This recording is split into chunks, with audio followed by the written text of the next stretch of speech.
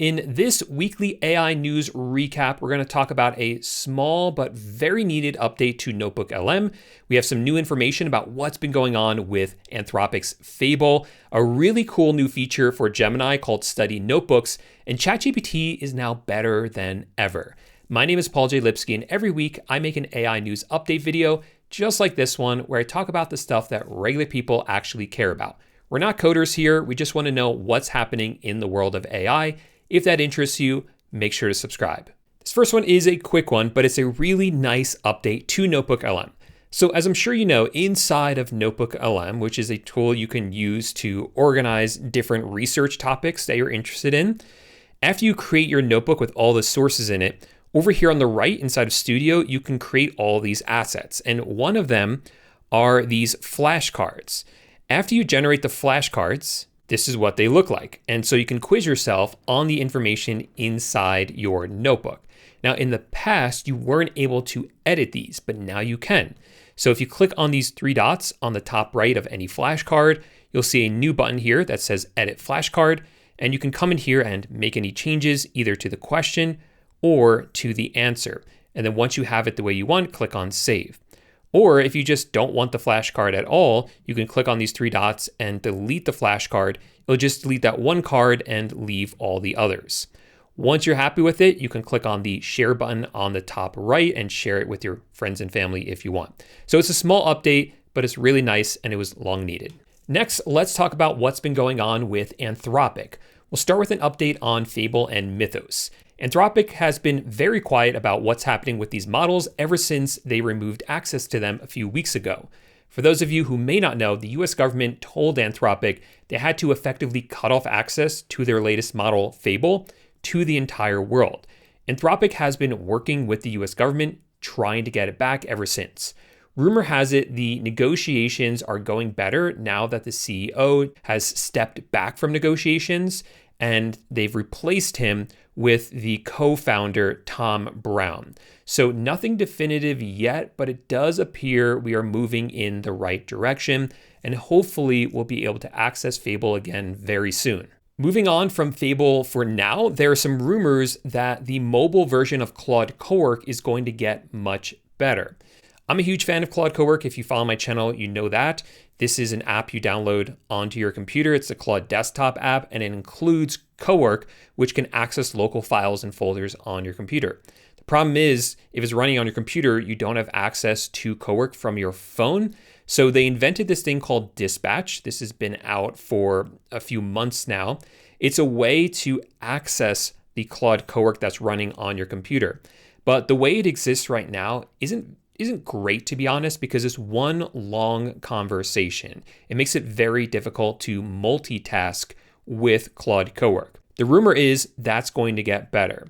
So I don't know exactly what this is going to look like, but I would imagine that you'd actually be able to see every single task that is running and assign it different tasks instead of just having this one long conversation. So I'll definitely keep my eyes on that. And if there is an update to the mobile version, I'll be releasing a video about it, so stay tuned for that. What's not a rumor though is Claude Tag. This is a new way for teams to interact with and use Claude directly inside of Slack.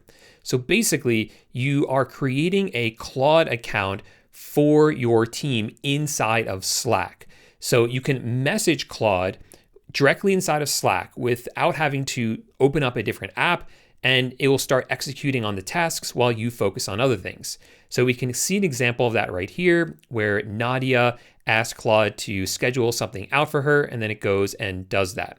Now, I'm not the ideal candidate for this because I don't use Slack. I don't have a team. It's really just me. But what I can say is this feels like we're moving away from using AI in dedicated apps and starting to use them where we already work. Google has been doing this for a couple of months now with Gemini in Google Chat for Teams. And I think businesses are going to start doing this a lot more, both big teams and small teams. And that brings me to the meme of the week. This is where I share something with you in the world of AI that I found to be pretty funny. And this one makes fun of a little bit the new Claude Tag. I thought this one was pretty good. The last bit of news from Anthropic is that they overhauled Claude Design. So this is a tool you can use to create prototypes, slide decks, documents, even wireframes or animations. I use this a lot for animations. Another word for this is motion graphics. So all those motion graphics that you see in my videos, I make those with Claude Design. And this has got a major overhaul. The UI looks a lot nicer, a lot cleaner. So here's where you can describe what you want to create, and then you can choose one of these templates like animation. You can even set up these design systems so you can make sure that every project has the same colors, type, and components so it all stays on brand. Here, for example, is a motion graphic that I made for a video that's going up in a couple of days where I'm comparing ChatGPT to Grok. And one of the other updates is that this whole editing experience has gotten much better. So now we have all these tools up here. Some of these were already here, but it's just gotten better. So this markup tool, for instance, let's say there's something I don't like in here, like this logo is wrong, this verse right here. I can say change this to verse with a period if I wanted to for some reason, and I can send that to Claude. So it makes it a lot easier to ask for edits and changes. Now with Claude Design, you still can create images and you still can create videos. It's a great tool, but it's a bit limited in how useful it is. That's why I'm excited to partner with the sponsor of today's video, LoveArt. LoveArt is an AI design agent, which means that unlike most design tools that hand you a blank canvas and 1,000 buttons and expect you to figure out how to create what you want with it, LoveArt flips that. You tell it what you want in plain English, and it hands you back a finished design. Here, for instance, I asked it to design e-commerce product visuals for a premium skincare line. And you can see it not only created one image for me, but it created multiple images all existing on this one canvas. So I can keep my entire project organized in one place with all of these assets and easily iterate on any of them. So let's say I absolutely love this image, but I want it without a background. I can just click on remove background and it's going to make another version of it without the background. Or if I want to see this from multiple angles, I can click on multiple angles, click on run, and now it's creating the same image again of the same product, and it's going to show it from a different angle. But it still maintains the original images, so nothing ever gets lost or deleted. And then you can turn these images into stunning ads, just like this one, or even into videos. So if you've been hiring out your design work or just avoiding it entirely, I would check out LoveArt. There's a link in the description down below. They've got a great deal going on right now just for viewers of my channel. So try it out and give them some thanks for sponsoring today's video. Let's move on now to what Google has been up to. They've announced some great updates to Gemini, but we also have some disappointing news. The first thing I want to talk about are study notebooks. Inside of Gemini, over here on the left, we have notebooks. These aren't new. This connects up NotebookLM with Gemini. So any notebook you have in NotebookLM, you can now access inside of Gemini and chat with the information in there. And any chats from Gemini show up inside your NotebookLM notebook. That's not new. What is new though, is that we have a new kind of notebook called study notebooks. So when you click on new notebook, right here, we have the organize your ideas. That's a traditional notebook. But now we have study and learn. And using this will help you learn any new topic. So let's say you're studying for the LSATs because you're trying to get into law school. You just put in the topic that you're studying for, and it will begin asking you some questions about how it can help you study for that topic. So here it says, are you aiming for a specific target goal? I'll say something like, I want to get into a good law school. Then it's asking what my target score is or the current timeline for the exam. So I'll also say that I am taking the test in late July. I want the best score. I forget what the scoring is for the LSAT, but I want a good one. So now it has updated our notebook. So if I click right here where it says view updated notebook, that will bring me over to the notebook. Once you open the notebook, the first thing it's going to ask you to do is to take a diagnostic quiz, which will figure out how well you already know the subject that you're studying for. So by taking this quiz and answering these questions, it will know how to tailor the lessons that it creates for you. So you just want to go through these and answer these. I'm not going to read through all these, but you get the idea of how this works. And then once you're done, it will actually put together a whole lesson plan based on your strengths and weaknesses. here, for instance, if we come over to my other notebooks, I have one right here that I created for scuba diving, and you can see up here my progress. So these are all the different topics and how well I've learned those topics so far based on not only the lessons I've taken, but the quizzes in those lessons. So I can see that when it comes to equipment and scuba systems, I'm doing really well, but I haven't spent any time learning about dive planning and safety management yet. So this kind of shows you your progress as you learn the material in the notebook. Coming down here, you can see the different lessons, and they break it down by different categories. So here are the strengths, and you can kind of see what I've already done well with. And these are the topics I haven't started yet that I may want to dive into. And at any point, I can retake the diagnostic quiz by clicking right here where it says Take Quiz. So to give you an idea of what one of these lessons looks like, if we open up this, it gives you a whole lesson, this time on nitrogen tracking to make sure you don't get the bends. And then scrolling down, you can kind of read through all this. And then at the end, you can either take a quiz based on what you learned, or if you want more help learning about the subject, you can click on any of these or ask any follow-up questions. And the quiz is just like I showed you before, where it kind of asks you some questions about what was in this lesson. And then that then becomes part of your updated notebook at the top here where it shows your progress. Now, inside of NotebookLM, these study notebooks look exactly the same as regular notebooks. So you might have some sources over here on the left. If you edit any, you can chat with the notebook here. You can create anything in Studio. So none of that changes. It really is just different on Gemini.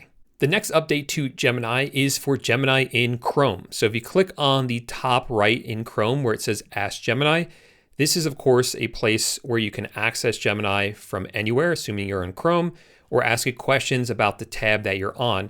There's a new feature here, though. If you click on Add Attachments, there's a button here for Select from Screen. If you click on that, you can select any element on the screen. So let's say I can highlight this text right here and then ask a follow-up question specifically about that area that I highlighted. This I think is super useful because a lot of times when I'm asking Gemini about something on the tab, I have to describe what I'm talking about. And instead I can just highlight it like this and it looks really nice. They did a really good job with this UI. But now for the bad news. Rumor has it that Gemini 3.5 Pro is now delayed until July. It was originally supposed to come out in June. That's what they said during Google I/O.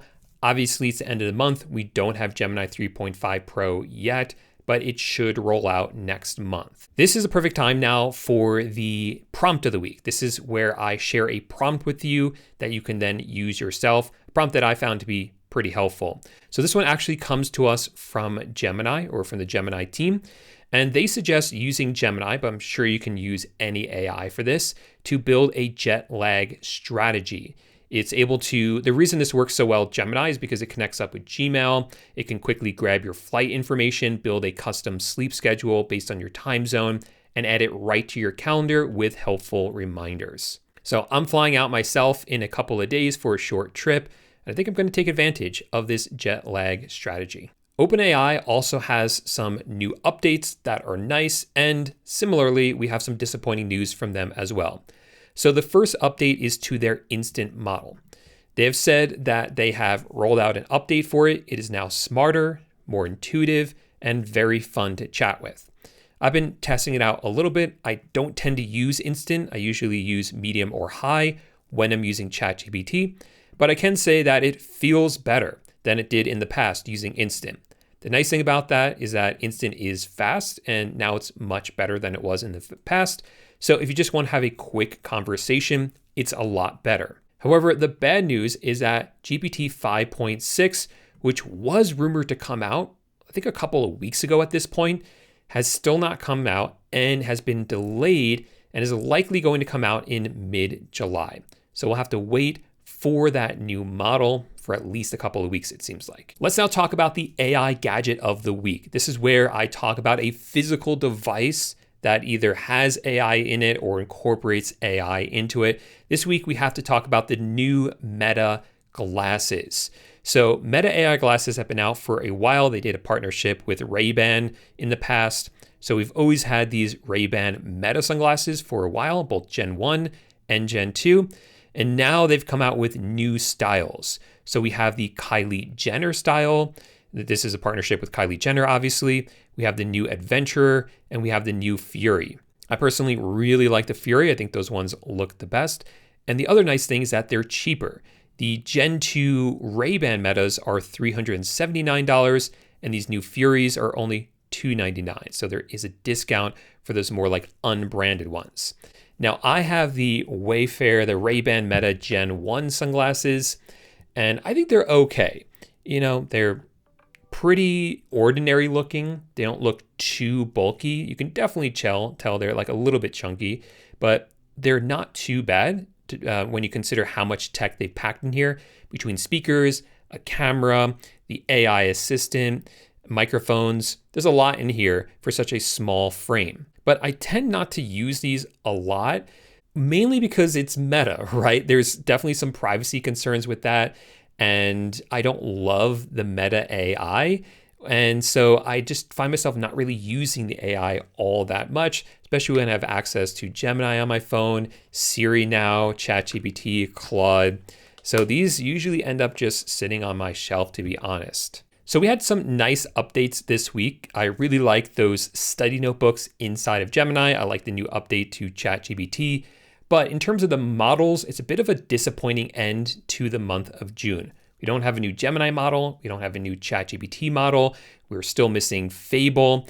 So I expect several top models to have been released by now, and we've just seen a lot of delays. My guess is that all these AI companies are spooked by what happened with Fable, and they're all just waiting to see what's going to happen next. And of course, as soon as something does happen, I'll report for you here on this channel.